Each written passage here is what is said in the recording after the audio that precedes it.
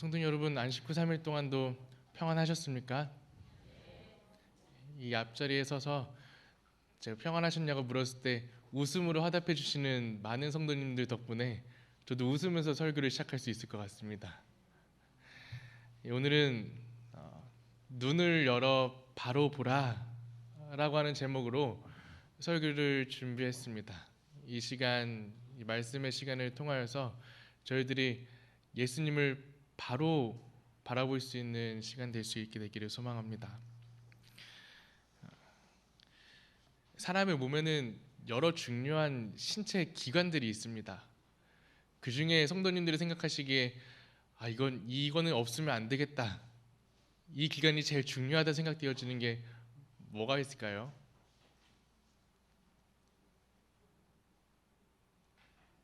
제가 원하는 대답이 제목에 나와 있습니다. 눈입니다. 눈.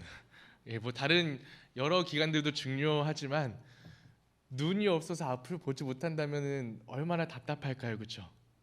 눈은 정말로 저희들에게 없어서는 안 될 중요한 역할을 해주는 신체 부위 중 하나임에 틀림이 없습니다.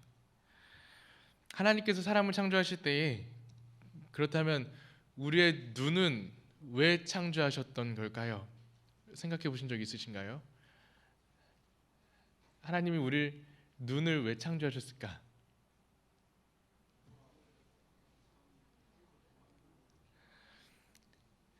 하나님께서 여섯째 날 동안 아름다운 것들을 다 창조하시고 아담에게 그 하나님께서 지으신 모든 만물을 보이시며 아름다운 것들을 함께 보며 하나님 보시기에 참 좋았더라라고 했던 그 행복을 누구도 느끼게 하기 위해서요, 사람도 느끼게 하기 위해서 눈을 만드셨을 것 같습니다.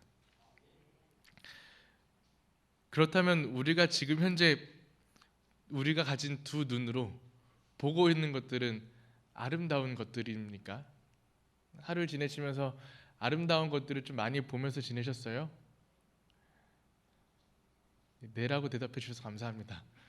저희의 눈이 하나님께서 지으신 목적대로 아름다운 것들을 더 많이 보려고 노력했으면 좋겠습니다. 우리가 말씀을 시작하면서 기억해야 할 것은 눈을 통하여서 우리가 무언가를 바라보는 것보다 더 중요한 것은 바로 보는 것, 바르게 무언가를 바라볼 수 있는 것이 우리들이 더 중요하다는 그 사실을 말씀드리며 함께 말씀을 살펴볼까 합니다. 오늘의 본문 성경절은 요한복음 9장 1절에서 7절에 있는 내용입니다. 저희들이 잘 아는 눈먼 소경에 관한 이야기인데요, 제가 천천히 오늘의 본문 말씀을 읽도록 하겠습니다. 예수께서 길 가실 때에 날 때부터 소경된 사람을 보신지라. 제자들이 물어 가로되 랍비여, 이 사람이 소경으로 난 것이 네 죄로 인함이오니이까 자기 이오니이까 그 부모 오니이까. 예수께서 대답하시되 이 사람이나 그 부모가 죄를 범한 것이 아니라 그에게서 하나님이 하시는 일을 나타내고자 하심이니라. 때가 아직 낮음에 나를 보내신 이의 일을 우리가 하여야 하리라. 밤이 오리니 그때는 아무도 일할 수 없느니라. 내가 세상에 있는 동안에는 세상의 빛이로라. 이 말씀을 하시고 땅에 침을 뱉어 진흙을 이겨 그의 눈에 바르시고 이르시되 실로암 못에 가서 씻으라 하시니 이에 가서 씻고 밝은 눈으로 왔더라. 제가 익히 잘 아는 눈먼 소경의 이야기죠. 앞을 보지 못한다라는 것은 얼마나 답답한 일일까요? 다행히 이곳에 계신 모든 성도님들은 앞을 잘 보시는 성도님들이십니다. 그런데 앞을 보지 못하는 거를 경험을 해본다면 얼마나 답답할지 참 생각만 해도 속이 답답해집니다. 제가 어렸을 적에 친구들끼리 흔히 이런 농담들을 주고받은 적이 있어요. 눈이 안 보이는 것과 듣지 못하는 것 중에 선택하라고 하면 너 뭐 선택할래? 라고 하는 질문을 친구들께 받으면은 그래도 듣지 못하는 것도 너무 답답하겠지만 보이지 않으면 못 살 것 같아서 저는 항상 앞을 보는 것을 선택했었습니다. 그리고는 제가 학창 시절에 앞이 보이지 않으시는 시각장애우들이 다니시는 맹인교회에 제가 출석했던 적이 있는데요. 그때 그 교회를 출석하면서 많은 시각장애우분들과 만남을 가지고 또 그분들과 얘기를 하면서 앞을 보지 못하는 게 생각보다 정말 답답한 일이겠구나를 경험했던 적이 있습니다. 하루는 제가 교회에서 가을 소풍을 떠난다고 하여서요, 스타렉스를 동원하여 시각장애 분들과 앞을 볼 수 있는 성도님들이 함께 섞여서 차를 타고 등산을 가기로 결정을 했습니다. 단풍이 아주 예쁜 날이었어요. 그래서 단풍 구경하기 위해 산을 가기 위해 이렇게 차를 타고 가고 있는데 앞을 보시는 집사님께서 야, 오늘 소풍날 너무 잘 잡았다고, 날이 너무 좋고 단풍이 어쩜 저렇게 예쁘게 물들었냐고 감탄을 하시는 겁니다. 그러니까 주변에 같이 있었던 앞을 보시는 성도님들께서 맞다고, 날이 오늘 너무 좋다고, 날을 너무 잘 잡았다고 하시는 거예요. 근데 제 옆에 있었던 시각장애 성도님께서 저에게 이렇게 질문하셨습니다. 오늘 단풍이 예쁜가 봐요? 단풍이 무슨 색이에요? 그래서 저는 아무렇지 않게 단풍이 빨갛게 물들기도 한 것도 있고요, 노랗게 물든 단풍도 있어서 참 예쁘다고 말씀을 드렸어요. 근데 옆에 계셨던 이 성도님은 태어날 때부터 앞이 보이지 않았던 성도님이셨거든요. 그 성도님이 저에게 자기는 빨간색이 무슨 색인지 모른다고, 노란색이 무슨 색인지 모른다고 하시는 거예요. 그러니까 제가 그 단풍색을 순간 어떻게 표현해야 될지가 먹먹해졌던 기억이 있습니다. 앞을 본다라는 것은 참 축복입니다. 그리고 앞을 보지 못한다라고 하는 것은 생각보다 참 많은 것들이 불편하고 답답할 수 있는 일입니다. 그런데 오늘 본문에 등장하는 이 소경은 더 답답한 소경이었습니다. 육체적으로 답답함뿐만 아니라요, 이 소경도 태어날 때부터 앞을 보지 못하였던 사람이거든요. 육체적인 답답함뿐만 아니라 이 소경이 살고 있었던 당시는 사람이 가지고 있는 고통과 아픔이 있다면 그 아픔은 어디서부터 온다라고 사람들은 생각했죠? 그 사람의 죄 때문에 그 사람이 고통당한다라고 생각했던 시대입니다. 그러다 보니까 지금같이 시각장애우들이 길을 다니고 하면 많은 사람들이 도와주기 위해 도움의 손길을 이렇게 벌렸겠지만, 그때 당시는 앞이 보이지 않는 사람, 다리가 아픈 사람, 어디가 불편한 사람이라고 하면은 죄가 많은 사람이라고 하여 그 사람들을 도와주기는커녕 손가락질하고 죄인이라 취급하여 그 사람들을 더 멀리하였던 시대였습니다. 그런 이소경은 안 그래도 다른 사람들의 도움이 절실히 필요했을 그때에 사람들의 도움을 받기는커녕 어렸을 때부터 자라나면서 사람들에게 죄인 취급받으며 살아온 소경입니다. 참으로 상상하기도 힘들 정도로 절망스러운 상황 속에 그는 살아갔을 것 같습니다. 그때에 오늘 본문 성경절에서는 그 소경을 지나가면서 예수님과 제자들이 그 앞길을 거니시면서 제자들이 그 소경을 보며 예수님께 이렇게 물었습니다. 저 사람이 눈먼 것이 누구의 죄 때문입니까? 라고 말입니다. 예수님을 따라다니던 제자들마저 그 소경을 죄인으로 생각하고 죄인으로 바라봤던 것입니다. 죄가 있어서 그 사람이 눈이 먼 것이라고 생각하고 있었어요. 그런데 예수님은 그 사람을 보실 때 사람의 겉모습만 보시는 게 아니라 그 사람의 중심을 바로 보실 수 있는 눈을 갖고 계신 분이었기에 예수님은 그 소경을 보시면 이렇게 말씀하셨습니다. 그에게는 죄가 없다. 뿐만 아니라 그의 부모에게도 죄가 없다. 그가 소경이 된 이유는 그를 통하여서 하나님의 일을 보이시기 위함이다 라고 말씀하셨습니다. 예수님은 사람을 보실 때 바로 그 사람을 바라보실 수 있는 분이셨습니다. 그렇게 그 소경을 바라볼 때 많은 사람들과 제자들은 죄인으로 그를 바라봤지만 예수님은 그의 문제를 바로 바라보실 수 있었던 것입니다. 예수님의 눈으로 사람들을 바라본다면 죄가 많고 허물이 많아 보였던 사람도 하나님께서 쓰시는 사람으로 보이게 되는 것입니다.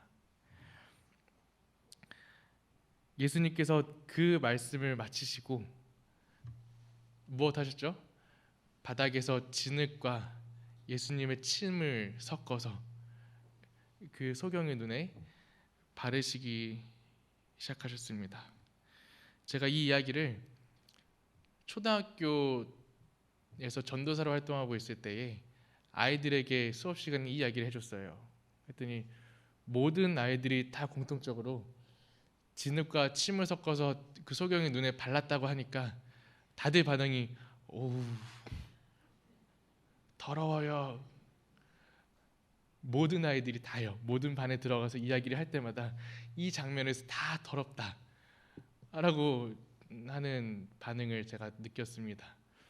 성도님들이 보시기에도 예수님이 더러워 보이십니까? 예수님께서 왜 그런 행동을 하셨습니까? 분명 그 행동은 그 소경이 미워서 더럽게 하려고 하신 행동은 결코 아닙니다.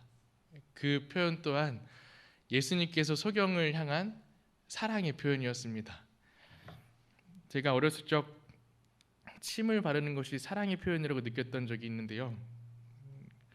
어렸을 적 제가 모기에 물려서 간지러워서 맨날 이렇게 벅벅 긁으면은 저희 어머니가 항상 손톱 하나 드시고 저에게 다가와서 그 모기 물려서 부어 있는 데를 꾹꾹 2번 눌러가지고서는 항상 십자가를 만드셨습니다. 그래서 그런 다음에 십자가를 만드신 다음에 꼭 마지막으로는 그 부위에 침을 발라서 이렇게 간지러운 데를 이렇게 덮어주셨어요. 어렸을 때는 그게 더럽다라고 느껴지기보다는 그게 사랑으로 느껴졌었습니다. 그래서 간지러운 데가 있으면은 꼭 제가 이렇게 침을 발라도 되는데 어머니한테 가가지고 이렇게 십자가 만들어 달라고 그리고 침 발라 달라고 이렇게 어머니를 찾아갔던 기억이 있습니다. 예수님도 사랑의 표현으로 그런 행동을 하셨던 거죠. 소경은 그 손길이 예수님의 손길이 더럽다라고 생각하지 않았습니다. 평생을 죄인이라는 소리를 들으며 사람들은 그의 눈이 부정하다, 더럽다 라고 생각하여 사람들에게 항상 깊이 되는 대상이었어요. 그러다 보니 누구도 그 소경에게 와서 따뜻하게 그의 눈을 어루만져줬던 사람이 없었을 것입니다. 그랬던 그에게 예수님께서는 부드러운 진흙으로 그리고 더 부드러울 수 있게 더 따뜻한 촉감이 느껴질 수 있게 자신의 따뜻한 침과 섞어 그 소경의 눈을 어루만져 주신 것입니다. 그 순간 아무것도 보이지 않았던 그 소경에게 예수님의 빛을 소개하시며 그 소경이 빛을 보고자 하는 마음이 우러나오기 시작했습니다. 5절에 있는 말씀, 내가 세상에 있는 동안에는 세상이 빛이로라 하신 그 예수님의 말씀을 듣고 소경이 예수님의 말씀대로 실로암 못에 가서 씻으니 그 소경이 눈을 뜨고 세상을 바라볼 수 있게 되었습니다. 그런데 더불어 이 소경은 세상을 그냥 바라보기만 된 것이 아니라 예수님을 바라보며 예수님을 바로 보는 눈까지도 한 번에 뜨게 되었습니다. 눈은 처음에 말했던 것처럼 저희들에게 있어서 굉장히 중요한 역할을 해주는 우리 몸의 기관입니다. 눈은 무언가를 바라보는 기능이 있기도 하지만 또 한 가지 중요한 기능이 있다면 빛에 반응하는 역할을 합니다. 어두운 데 가면 동공이 어떻게 되죠? 동공이 커졌다가 또 밝은데 밝은 빛을 보면 바로 반응해서 동공이 수축되죠. 우리의 눈은 바라보는 기능도 있지만 빛에 반응하는 역할도 하고 있습니다. 그렇게 세상이 빛이라고 표현하신 예수님께서 보이신 생명의 빛을 본 이 소경은 즉각 반응하기 시작했습니다. 요한복음 9장 30절에서 31절에 있는 말씀에는 그 사람이 대답하여 가로되 이상하다.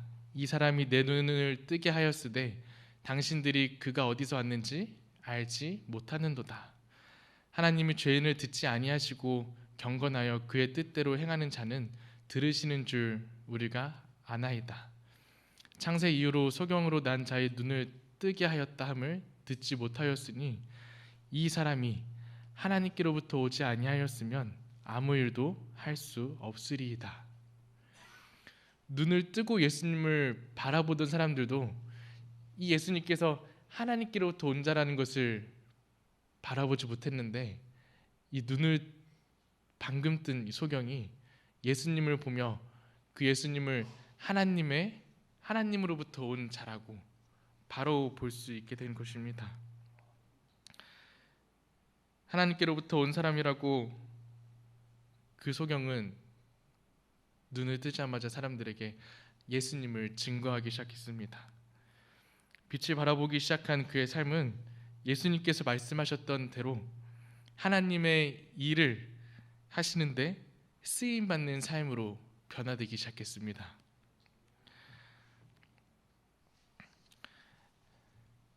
한 인물에 대해서 이야기를 해드릴까 합니다. 윌리엄 쿠퍼라고 하는 사람인데요. 웨스트민스터 출신의 윌리엄 쿠퍼는 영문학사에 있어서 고전 문학가로 손꼽힐 만한 아주 위대한 인물이라고 합니다.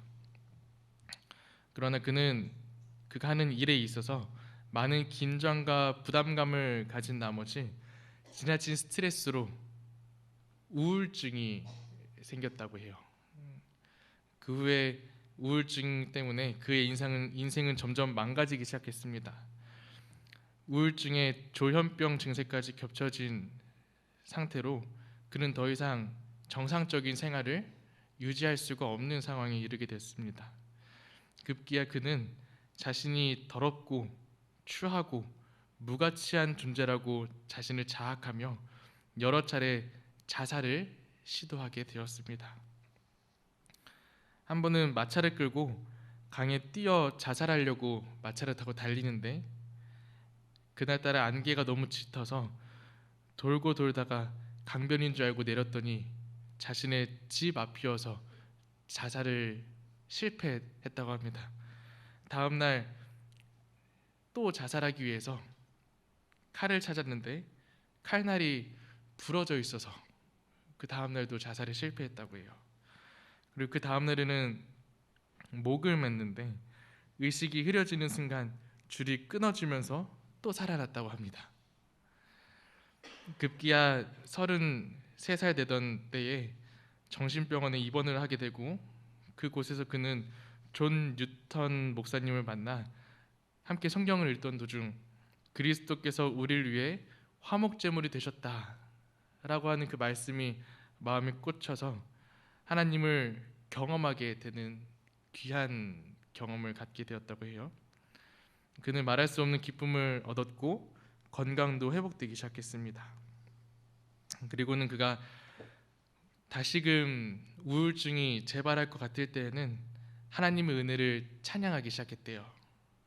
그리고 그 찬양하던 가사를 노트에 옮겨 적으며 매번 우울증이 재발할 때마다 그 찬양을 했다고 하는데 그가 지은 찬미가 지금 현재 저희가 부르는 282장인 샘물과 같은 보혈은이라는 찬미를 그가 불렀다고 합니다.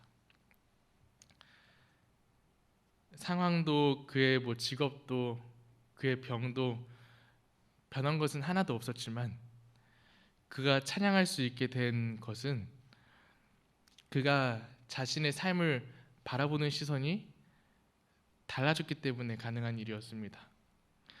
자신의 삶을 가치 없다라고 보는 것이 아니라 하나님의 보혈로 얻게 된 귀중한 존재라고 생각하며 자신을 바라보게 되자 그의 건강과 그의 삶이 회복되어지기 시작했습니다. 우리 모두는 하나님께 있어서 어떠한 존재들입니까? 죄가 많아서 하나님께 귀중한 존재가 아닐 것 같이 생각되어지십니까? 가진 달란트가 많지 않아 하나님에게 그닥 중요한 가치 없는 사람처럼 느껴지십니까?